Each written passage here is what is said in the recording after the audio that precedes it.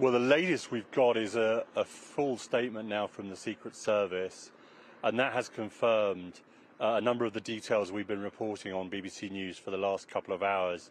They say there was a shooter who was on an elevated position outside the farm show ground where the rally was taking place. That tallies with what our eyewitnesses have been telling us. They say that the two people are dead. One is the shooter, one is someone who was inside the crowd, and two other people are now critically injured and presumably in hospital. President Trump has also said that he was hit by a bullet. He says it tore through the skin of the upper part of his right ear. And if you just think about that for a moment, that means it is inches, an inch away from going in his head. So that is how close the former president came this evening to getting a bullet in the head. So this is incredibly shocking developments, incredibly shocking news here on the ground. President Trump has also extended his condolences to those people who have been injured and died. He's also thanked law enforcement for their rapid action, and you can see from the video that they order him to the ground as soon as the shooting starts, and then they pile on top, which is what they're trained and paid to do, to put their bodies between him and the bullets. That's what they do. And then they took him away. We're hearing from his campaign, of course, that he's fine. His sons have been on social media as well, saying Donald Trump Jr. has spoken to his father, says he's fine. Eric Trump has talked on social media as well.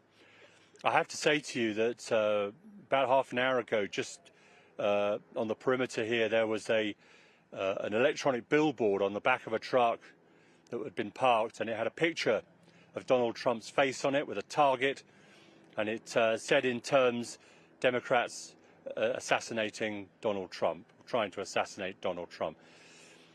So that's a pretty shocking development, and it's an indication perhaps of what may be to come in terms of the divisions this may deepen in this country. There is a chance, of course, that this is this kind of thing that will make people stop and think about the political atmosphere and the dialogue in America, but there's a chance that it can make it a whole lot worse. Well, it's been a charged atmosphere for many months and years, really, hasn't it, Gary? Of course, you covered the events of January 6th, and this is something that may have been bubbling under the surface for a long time. Just speaking of those kinds of tensions that you've been mentioning, I just want to flash back, though, because you were there outside the events.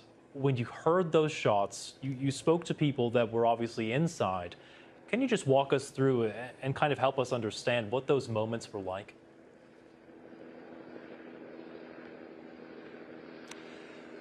Well, we were standing just a few feet from where I am now, and we were talking to our colleagues on the BBC World Service.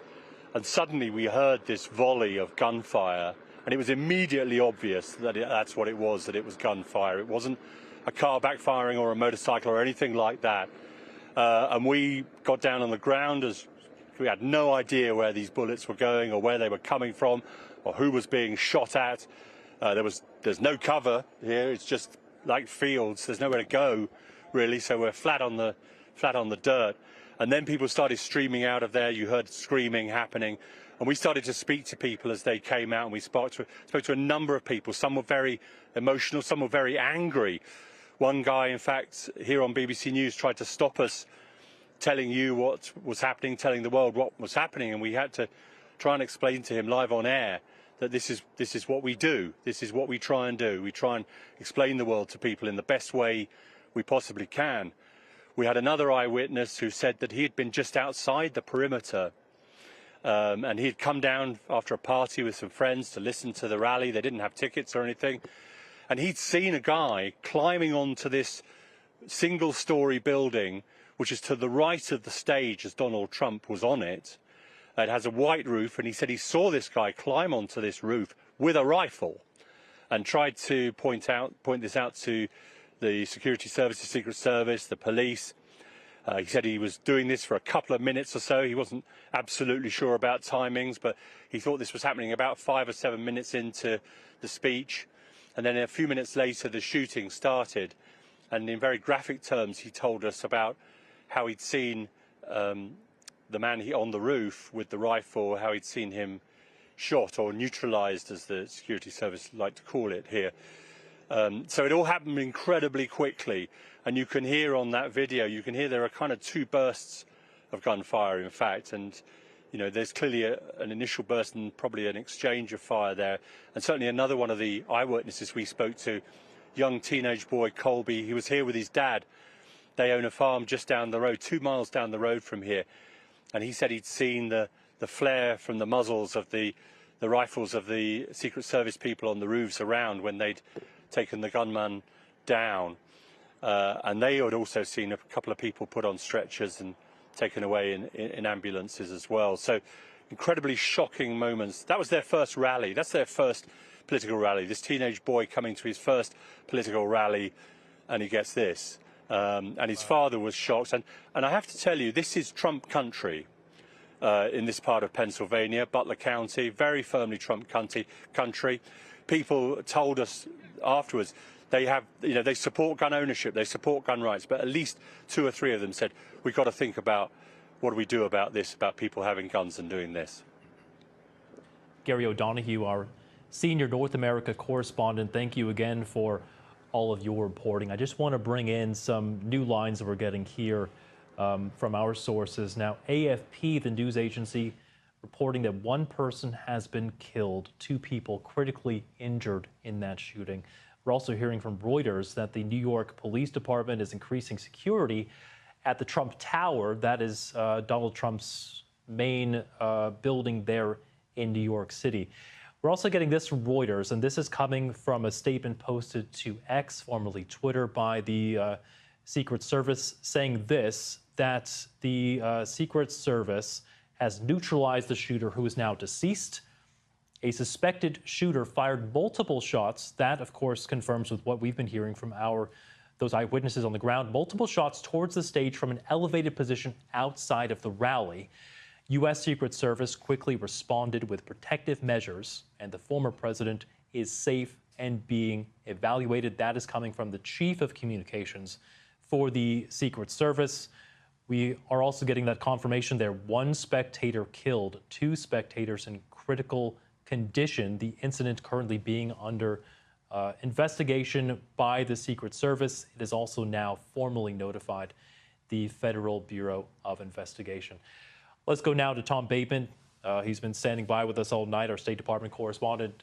Tom, what's the latest that you're hearing? Obviously, so many reactions coming in from politicians here in the U.S.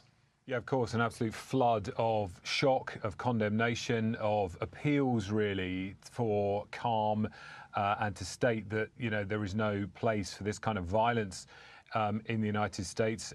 Many politicians from across the political divide saying that there's no place for political violence. We've had sort of in the last 90 minutes or so 3 former presidents themselves putting out statements about this. Barack Obama saying absolutely no place for political violence in our democracy. He said, although we don't yet know exactly what happened, we should all be relieved that former President Trump wasn't seriously hurt. And he appealed, he said, we should use this moment to recommit ourselves to civility and respect in our politics. Former President George W. Bush talking about the cowardly attack on the life of President Trump. He says, we commend the men and women of the Secret Service for their speedy response. Of course, George W. Bush himself, whilst president, targeted by an attacker who tossed a grenade that didn't explode while he was in Tbilisi in Georgia back in 2005. Bill Clinton, also another former president who also during his time in office subjected to violence. That was when somebody shot at the White House in 1994, saying that violence has no place in America, especially in our political process. Hillary and I are thankful that President Trump is safe, saying that they're heartbroken for all those affected by the attack at today's rally in Pennsylvania. Tom Bateman, thank you so much for bringing us all of those reactions. I want to come now back to the studio. Christine Ruffini's here with us. She's been doing reporting even from the studio. Thank you. Just want to talk a bit about the Secret Service response here. We've heard from a former Secret Service agent. We just heard that statement there. What do you make of the way they're going about this now, and what might come next in terms of any kind of investigation? And whether or not, we've heard the word, assassination thrown around, and that's not something we can confirm, but it's going to be kind of an important word to parse, isn't it? Because that takes on just a whole different meaning once we're able to determine what was behind this and who was behind this apparent attack. I don't think that's something you're going to hear from the Secret Service. I think they're going to wait for another agency, maybe the FBI, maybe even the White House, to make that determination. There's a couple things in the statement that stand out to me. The first of all is the way they phrased it. They said multiple shots fired towards the stage from an elevated position. They didn't say assassination attempt. They're just going to give you the facts of what happened, right? Because at this point, the shooter is dead. They're going to have questions about motive. That's not something they're going to be able to find out right now. The other thing is it says that the shots were fired from a location outside the venue. That's not necessarily outside the perimeter. And that's a question that I have, whether or not... What's the difference then between the perimeter and the venue? So the venue itself is the arena, the stadium, the field, I've been to a Trump rally in what was an aluminum warehouse. That's the venue. But the perimeter, the security perimeter, extends much further than that and usually includes any high position that could potentially be at risk for someone taking this kind of shot for this very reason. So I would be curious to know if this place where this man allegedly fired this shot from was swept, was a place that the Secret Service had looked over and was allegedly secured within the venue perimeter, not just the actual, stage and area where it's taking place.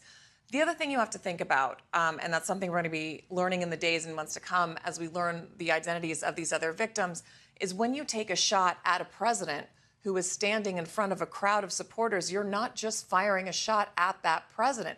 There is no way even the best shooter is going to fire at that distance and not potentially hit someone. And we've seen the images, haven't we? It was a packed area, thousands, maybe even tens of thousands of people there. There was a potential, and we've heard that there have been people seriously injured. And there's historical precedent for this. The president is not always the one who gets the most injured in these assassination attempts. Just down the street here, when Hinckley tried to shoot Reagan at the Hilton, literally down the hill from where we're sitting, it was his press secretary who was catastrophically, permanently injured from that shooting, whereas Reagan recovered fairly quickly. So that's the other part of malice when any of these kinds of incidents is someone is not only going after a political figure, but they're going at it with complete disregard for, look at this picture, of all those people who are standing around him at that venue. And it sounds like people were very, very hurt in this incident. Christina, it's also, I think, worth noting in that statement that we heard from Donald Trump on his Truth Social account, he personally said that he was struck by a bullet, that he said he felt that bullet go through his ear. He did, and that's something, as I was texting with sources today, it's always unfolding. You never know exactly until the FBI gets in there what exactly happened. There were concerns at one point it could have been glass, it could have hit one of the teleprompters, and that could have been what hit him. He himself says he was hit by a bullet, and we'll see what the specifics of that were as this comes out in the next few days. All right, Christina Ruffini, former White House correspondent, here with me in the studio. I just want to play for you now, and this is a statement that was given to Gary O'Donoghue, our senior North America correspondent, who was there on the ground. And this is a witness telling Gary the moment that he believes the Secret Service took down the alleged shooter.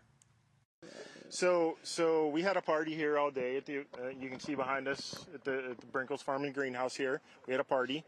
And we all decided, hey, when we hear Trump up there, we're going to walk up through the field, stand by the trees up there under the shade, and watch and listen to the rally, right? We couldn't see him, but we could hear him.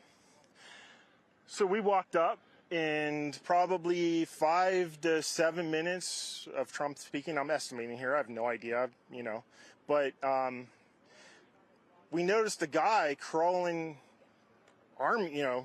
bear crawling up the roof of the building beside us, 50 feet away from us. So we're standing there, we're pointing at the guy crawling up the roof. And he had a gun, right? He had a rifle. A rifle. We could clearly see him with a rifle, absolutely. We're pointing at him. The police are down there running around on the ground. We're like, hey, man, there's a guy on the roof with a rifle. And the police were like, huh, what? Like they didn't know what was going on. We're like, hey, right here on the roof, we can see him from right here. We see him. He's crawling. And next thing you know, I'm thinking to myself, I'm like, why is Trump still speaking? Why have they not pulled him off the stage? I'm standing there pointing at him for, 2-3 minutes. Secret Service is looking at us from the top of the barn. I'm pointing at that roof, just standing there like this. And next thing you know, 5 shots ring out. So you're certain that the shots came from that guy on the roof? 100%.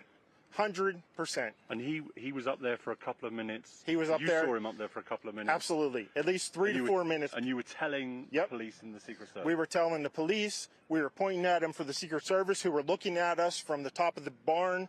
They were looking at us the whole time when we were standing by that tree. Could they see Binoculars. Could they see him? Probably not, because the roof, the way the slope went, he was behind where they could see.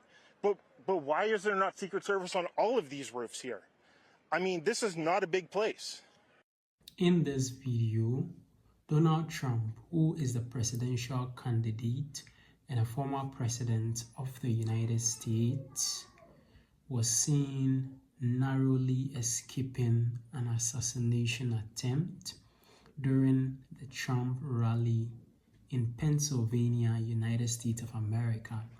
This incident happened on the 13th of July 2024, where Donald Trump, the presidential candidate and former president of the United States, was hosting a rally in order for him to outline some of his policies and why he should be elected into power as the president of the United States in the upcoming 2024 elections. So this is just a few months to the elections where he's running for president again, and this assassination attempt happened. The United States has seen a lot of assassination attempts, both successful and unsuccessful ones, for some time ago. Now, the last one that happened was in the year 1981, and right after that, that is about 4 decades, there hasn't been any assassination attempt ever again. So this is the newest one that has ever happened after almost 4 decades. That's these assassination attempts was very common in the United States. I think that this is a bad news for all people around the world, and most especially the United States of America. This issue should be looked in very, very well as to why and how this happened.